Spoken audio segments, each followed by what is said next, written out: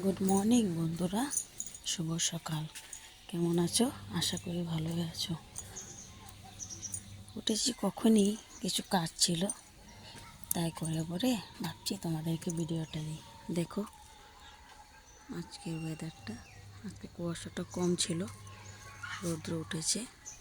যে চলো,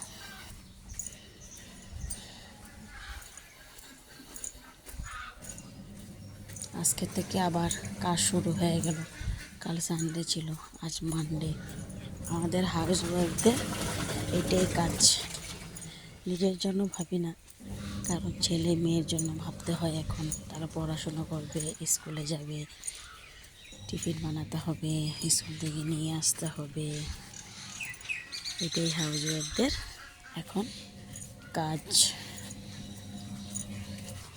সানডেটা কেমনে চলে যায় বুঝতেই পারি না, তাই না বন্ধুরা? এই যে এখন কাপড় দিয়ে দিয়েছি ওয়াশিং মেশিনে।